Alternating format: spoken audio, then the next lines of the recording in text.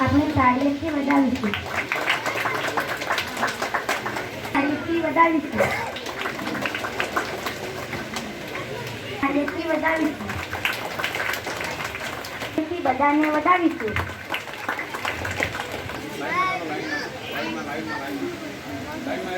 સૌપ્રથમ આંગણવાડીના બાળકોને પ્રવેશ કરાશે.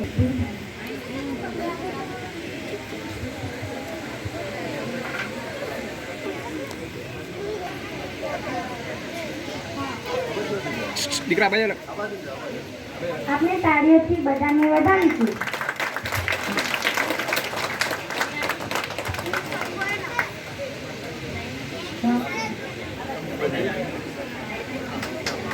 આપણે તાળીઓ પાડીને બધાને વધાવીશું.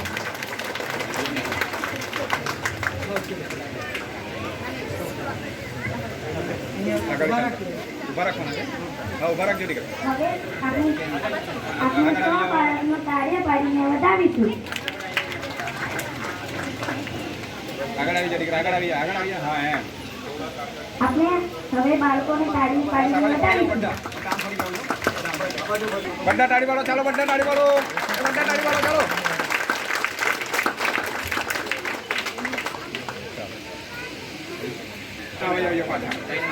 મહેમાનશ્રીનો ખૂબ ખૂબ આભાર.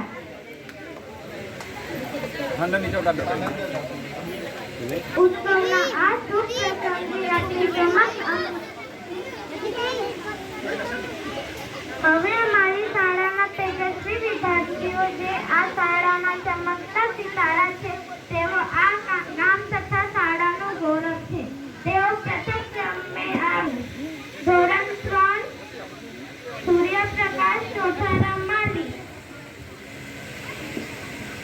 ખૂબ ખૂબ આભાર. ધોરણ 4 માં ધાપુ ચોથારામ માલી.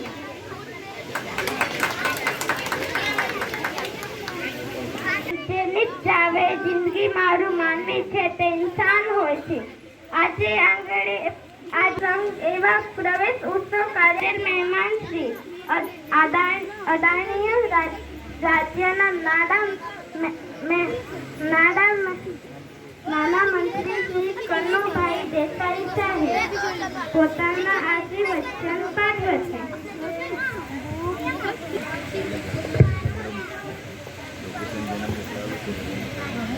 સૌને નમસ્કાર. આપણી વચ્ચે ગામના પ્રથમ નાગરિક રાહુલભાઈ વિડીયોથી કે દેશના વડાપ્રધાન શ્રી નરેન્દ્રભાઈ જ્યારે ગુજરાતના મુખ્યમંત્રી હતા ત્યારથી એમણે ગુજરાતના વિકાસ માટે અનેક કામો કર્યા. એમાં એક સૌથી વધારે અગત્યનું કામ તો કે આપણો બાળક ભવિષ્યમાં સારો નાગરિક બને એ માટે એને શાળાનું શિક્ષણ લેવું જોઈએ અને એટલા માટે ફરજિયાત શાળામાં નામાંકન કરાવીને એને આગળ વધારવું અને એટલા માટે શાળા પ્રવેશોત્સવ શરૂ કર્યો. સાથે સાથે એક માતા જે સૌ શિક્ષકોની ગરજ કરે છે કે દીકરીઓને પણ સંપૂર્ણ શિક્ષણ આપી ભવિષ્યમાં સારા નાગરિકો પેદા કરવાની શિક્ષણ એ બાળકોને આપે. આ રીતે શરૂ થયેલી યાત્રા ફક્ત ગુજરાતમાં જ શાળા પ્રવેશોત્સવ આ રીતે ઉજવવામાં આવે છે અને તેમાં પણ સમગ્ર ગ્રામજનો વાલીઓ એમાં ભાગ લઈને બાળકોને ઉત્સાહિત કરે છે. અને સરકારે જે રીતે અનેકવિધ સ્કોલરશીપ બાળકોને ભણવા માટે આપી છે એ સામાજિક કાર્યકર્તાઓ તથા શિક્ષકો દરેક બાળકોને એ સ્કોલરશીપનો લાભ મળે એવા પ્રયત્ન કરે. નમો સરસ્વતી યોજના આપણો બાળક સાયન્સની લાઈન લે તો સાયન્સમાં 11 અને 12 ધોરણ માટે આ યોજના છે. સાથે સાથે દીકરીઓ માટે લગભગ 10 લાખ દીકરીઓને 9 થી 12 સુધી ભણવા માટેની પણ યોજના છે. આ બધી યોજનાઓ જ્યારે સરકારે કરી છે ત્યારે સરકારની દરેક યોજનાઓમાં આપણે ભાગ લઈને આપણે સૌ બાળકોનો વિકાસ કરીએ એવી શુભેચ્છા. આભાર. ભારત માતા.